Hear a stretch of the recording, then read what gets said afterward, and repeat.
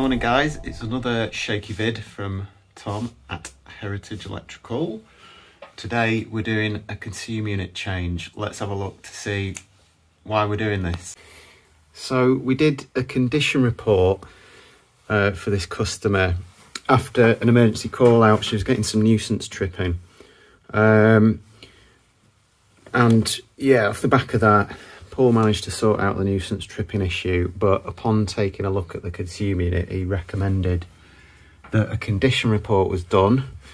Now there's no labelling on this board at all, but I think it was installed maybe 18 months ago, and I think we did a condition report maybe 6 months ago, something like that.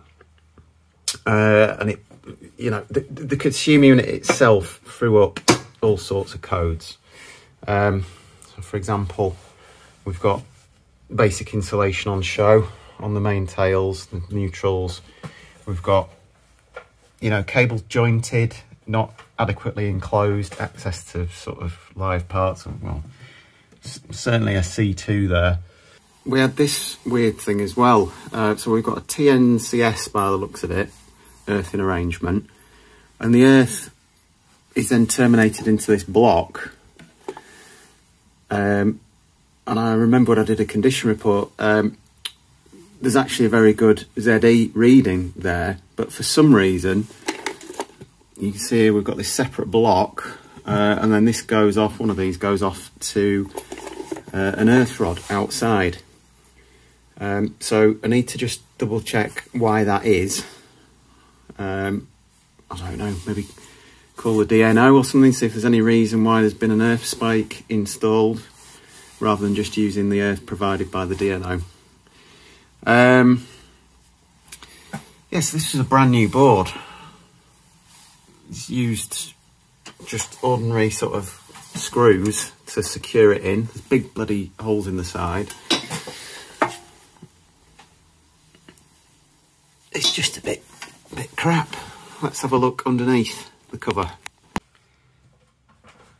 Right, so you can see here straight away we've got a couple of 2.5mm cables on B32, so that's wrong. In fact, 3 on B32s. None of it's labelled up. Obviously, when I did a condition report, you know, sort of identified exactly what's on each circuit. So yeah, these need down rating to ensure that the 2.5 is protected against overload. It's just a bit of a dog's dinner, isn't it? Board's not properly attached. You can see, yeah, it's going to have some fun mounting the board in here. Going to have to chisel all the plaster off behind, reveal the stone or brick or whatever it is to get a good fixing, and we've just got to be careful of the incoming cables and what have you. And then at the front end, so you see we come out of the meter into this, and then into a neutral chop block, and then, well, sorry, yeah,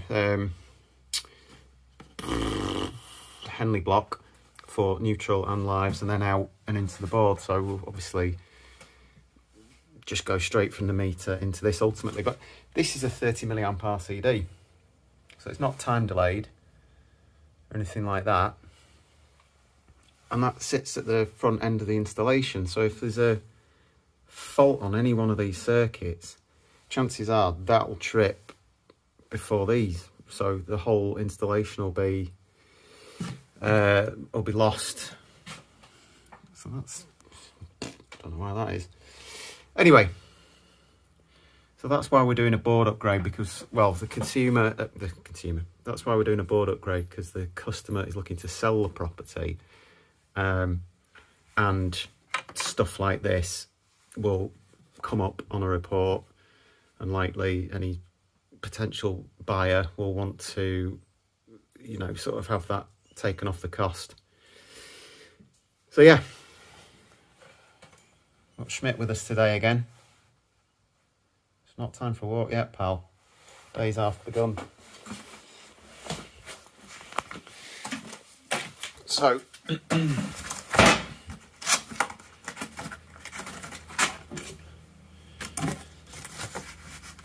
go for Hager, obviously. So we've got some breakers, we've got surge protection, tails, what have you in there. BG is one of the cheapest brands you can buy. It's just really not very good quality. The metal enclosures are really flimsy. The DIN rail's really flimsy. You know, we've had breakers fail, we've had RCDs fail, main switches fail.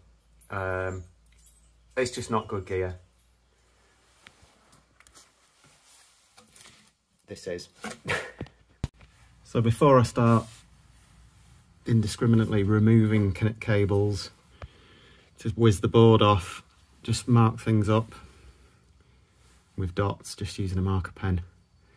Obviously when I whiz those out, I find the corresponding neutral and CPC. And then I know, you know, from my test sheet before, I know what's on each circuit from the numbering. Now I'm going to leave this actually as it is so that I don't have to touch any of the metering equipment, and rather than have an RCD there, I might just reuse that enclosure and use a main switch as a point of isolation without having to mess with any of the DNO kit, so that if anyone needs to work on the board or the, you know, the tails, they can do that without having to mess around with this. Two neutrals there. One's supposed to be line, obviously. Right, so I'm just putting the board together. We've got the tails gland coming in the top. We'll have a look, see how the plan's changed a little bit in a moment. We've got the surge protected device. We've got this nice little sort of buzz bar, so neutral to neutral, line to line. There's like two little mini buzz bars that screw in at the front connection, and then you've got the sort of insulated buzz bar running along the bottom. So we're just getting the neutral fly leads into the neutral bar, top them down the back, getting nice and neat, and then we need to get that into the top of the surge protected device, little 6mm earth fly lead to the earth bar on the MET.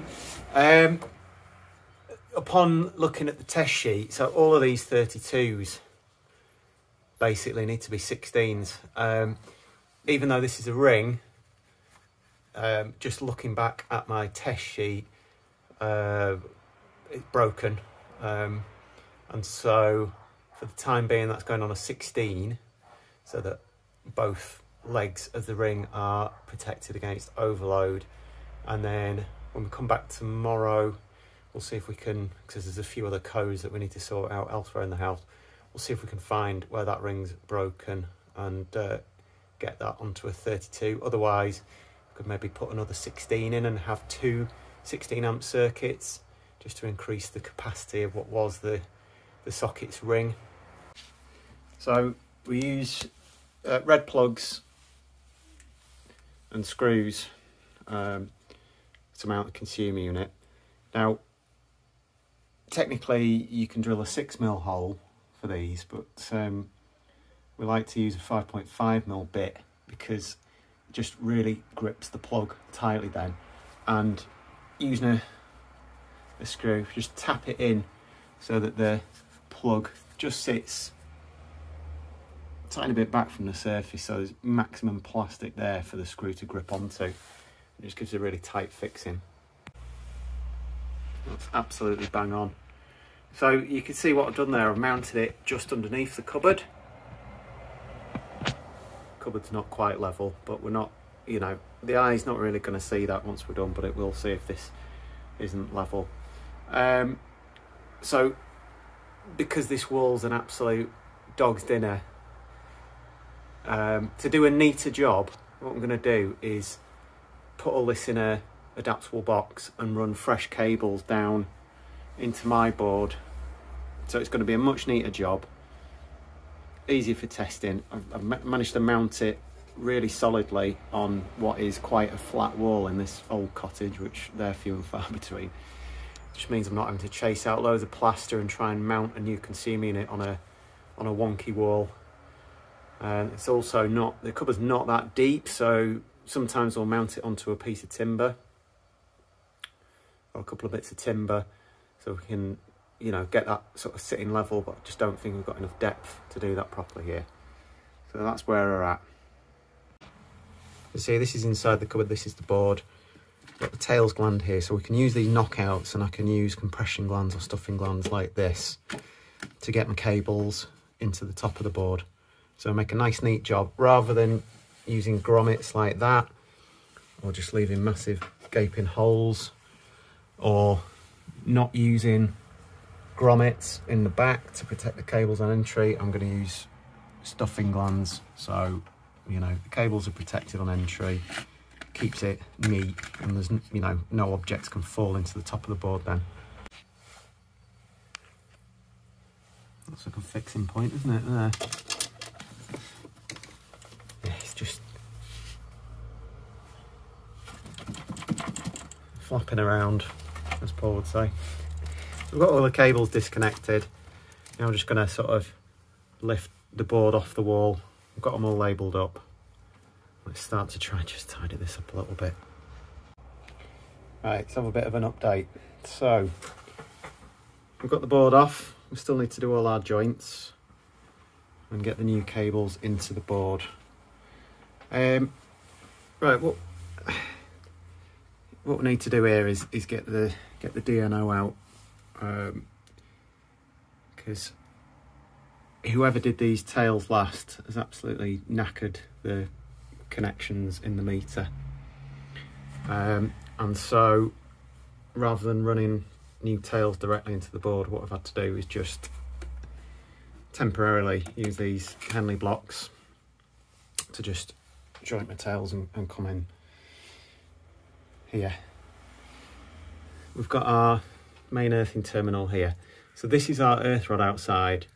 This is the earth supplied by the DNO, and I've just taken, so there was a bit of play. This is the gas bonding that goes off to the meter at the back of the property, and this one coming up here, that's the water bonding. There's a stop tap just down here.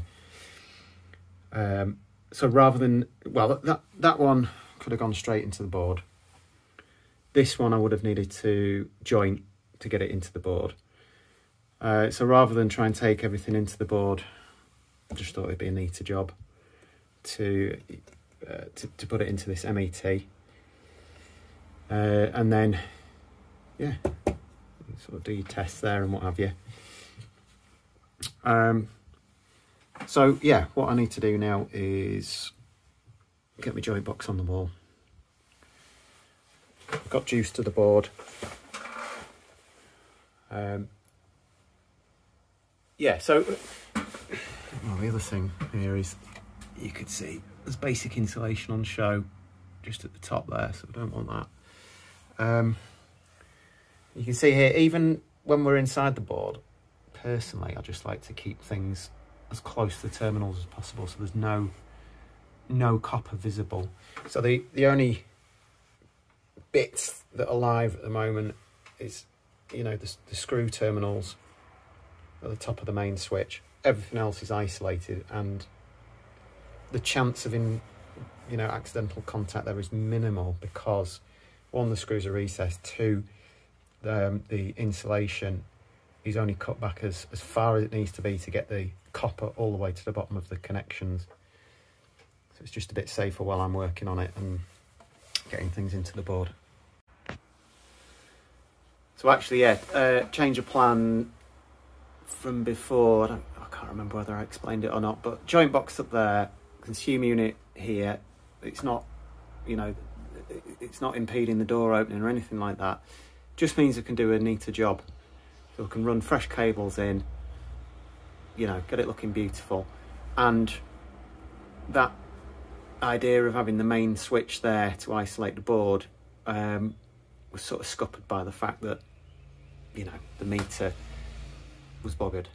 So you know, when we get the DNO out to look at the meter, we might be able to take tails directly into the new meter, or, you know, they might put an isolator in there first. Right, folks, so we're a little bit further on. You can see here behind the adaptable box that I'm using as a joint box, mounted some 18mm ply. So it's got 4 or 5 fixings.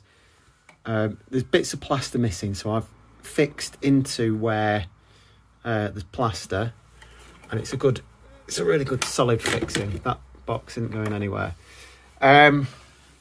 We've got a couple of decent sized stuffing glands, bringing the cables into the box. You can see there's a horrible double insulated neutral from one of the lighting circuits. So we're going to have, because all the neutrals are in the wrong order.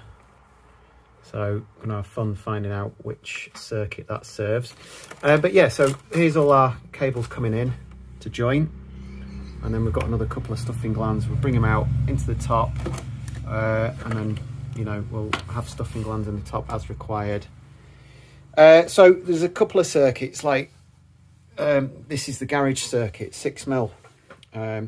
Garage is a separate building, so it goes across on some catenary wire. In fact, Paul and I rewired that. That is rubber flex, UV resistant, high level, cable tied using metal clips, metal ties on the catenary wire into the consumer unit.